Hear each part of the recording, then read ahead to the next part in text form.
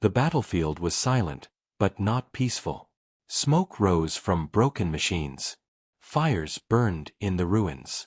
The air carried the smell of metal, ash, and blood. Once, this place had been alive with voices, laughter, and life. Now, it was only a graveyard. From the shadows, a figure moved. Tall, armored, and deadly, it was the alien predator. Its body was covered with dark plates of bone-like armor. In its hand, it carried a blade that glowed faintly, alive with strange energy. Each step it took made the ground tremble. The predator was not here by accident. It had hunted across many worlds. Civilizations had fallen before it. Species had cried and begged, but all were cut down. To the predator, life was only the hunt. And tonight, its prey was human. It moved with patience, scanning the ruins with glowing eyes. It could hear the soft sound of breathing. Somewhere nearby, a survivor was hiding. The predator's mouth stretched into something like a grin. It enjoyed the chase. Through broken walls and burning rubble, the predator finally found what it sought, a lone human soldier.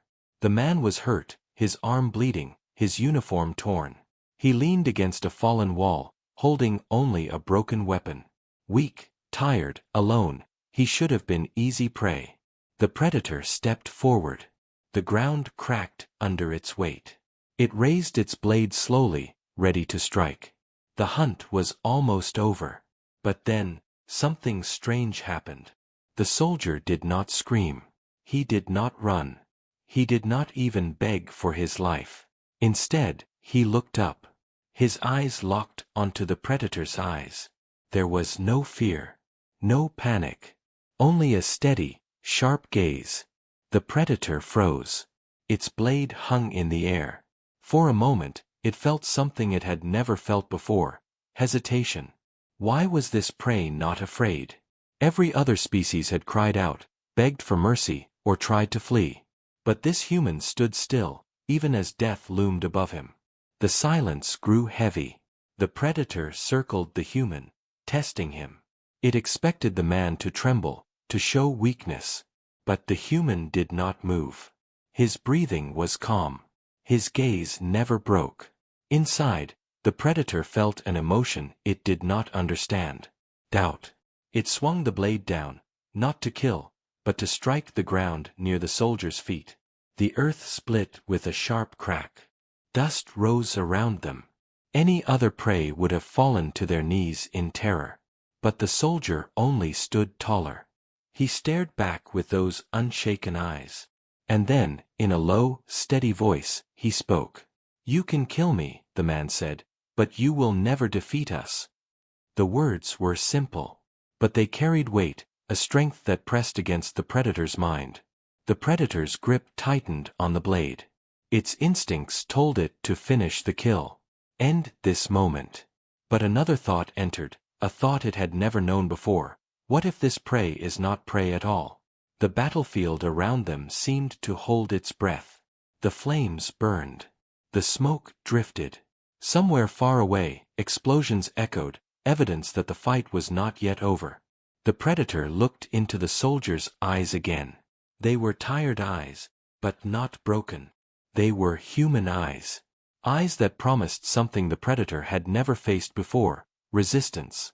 The silence stretched on, and with it, the predator's unease grew. For the first time in its long life, the predator realized that the hunt might not be so simple. The blade, still raised, no longer felt like a weapon of victory. It felt heavy, uncertain. The predator, who had never doubted, now wondered what kind of creature this human truly was. And deep inside, in a place it did not want to admit existed, the predator felt the smallest spark of fear. The predator stood tall, its blade still raised, but unmoving. It had never hesitated like this before. Across hundreds of hunts, across countless worlds, its enemies always reacted the same. They cried. They begged. They ran. But this human soldier, he did none of these things. His body was weak, blood running down his arm, his uniform torn from battle. He looked close to death. Yet his eyes told a different story. They were steady, calm, filled with something the predator could not name. The predator tilted its head, studying him. Why? Why did this prey not fall to fear? Memories flickered inside the predator's mind. On other worlds, it had seen towering beasts collapse with a single roar. Armies had broken at its presence. Entire species had vanished into silence after facing its blade. To the predator, fear was always certain. Fear was the truth of life. But here, in front of this human, that truth was broken. The predator circled him slowly, each step making the ground tremble. Its eyes glowed brighter, searching for weakness. It wanted to see panic. It wanted to see the prey finally shatter. But the human only followed it with his gaze, never blinking, never stepping back. "You don't understand us," the soldier said quietly. His voice was tired, but steady, every word clear. "You think we are easy prey. You think we will fall like the others. But you are wrong." The predator hissed low, insulted. How dare prey speak like this? It lifted the blade higher, energy crackling along its edge. Yet again, it stopped before the strike. That doubt, that strange weight in its chest, held it still. The predator slammed the blade into the ground beside the soldier, shaking the rubble. Dust and sparks filled the air. The predator leaned close, its armored face inches from the human's. It wanted to see the terror in his eyes. But there was none. Instead, the soldier whispered, "You can kill me here. But my people will still come. And they will never stop." The words echoed louder in the predator's mind than the explosions in the distance. It thought of the battles earlier that day. Humans had fought with broken weapons, with shattered machines, with nothing but bare hands and fire. Even when crushed, they had bitten back. Even when their cities burned, they had refused to kneel. Why? Why did they not give up? Other races begged for mercy. They chose survival. But humans seemed to choose something else, something the predator could not understand. The human soldier coughed, blood on his lips, but still stood straight. His gaze was sharp, like steel. "We don't fight just to live," he said. "We fight for each other. For every child, every friend, every dream we carry. You can't kill that. You can't hunt that." The predator felt its chest tighten. The blade in its hand shook slightly. No prey had ever spoken like this before. No prey had ever looked at it like this, like it was not a monster to fear, but a challenge to face. The battlefield seemed to grow quieter, as if the world itself was waiting for the predator's decision. Its instincts screamed, "Strike. End this. Show no weakness." But another voice, faint and new, whispered inside its mind, "What if you cannot defeat them? What if this prey is stronger than you think?" The predator pulled back a step, its eyes never leaving the soldiers. For the first time in its long life, it realized that its blade might not be enough. The human swayed on his feet, exhausted, but still unbroken. His stare pierced through the smoke and fire, holding the predator in place. And in that silent standoff, the predator understood one terrible truth. It was not the hunter anymore. Not here. Not against them. It was facing something different. Something it had never hunted before. Humanity. And they would not bow. The predator's blade hovered in the air, heavy and uncertain. It had never felt this weight before. The human soldier, though broken and bleeding, did not fall. He stood firm, eyes locked on the creature towering before him. In those eyes, the predator saw something it had never seen in any prey. Strength. Not the strength of body. This man was fragile compared to its armored frame. Not the strength of weapons. The soldier's gun was broken, useless in his hand. No, this was a different strength. A strength that came from somewhere deeper. The predator stepped back, unsettled. Its hunts had always been simple. Track. Kill. Move on. There was no mystery in prey. But this human was a puzzle. The soldier took a shaky breath, his voice rough but steady. "You think strength is only in claws, or blades, or power," he said. "But real strength is something else. It is standing when you should fall. It is fighting when all hope is gone. His words cut sharper than any weapon. The predator's mind pulled back to earlier battles. It remembered human soldiers fighting even when their walls crumbled. It remembered them charging into fire to save one another. It remembered their screams, but not screams of fear. Screams of rage. Screams of defiance. Other species fought for survival. Humans fought for something more. The soldier lifted his head, though his body shook from weakness. His voice grew stronger. We bleed. We break. But we rise again. Every loss makes us harder. Every scar makes us sharper. That is who we are. Boom. A distant explosion shook the ground. The predator turned its head. Far in the distance, through the smoke and fire, it could hear it, the sound of battle still raging. Humans still fought. Not one. Not two. Hundreds. Maybe thousands. Even with their world burning, they did not stop. The predator felt a strange chill crawl along its armored spine. This species, they should have fallen long ago. They should have been crushed under the weight of despair. Yet they fought on. Why? The soldier gave the answer.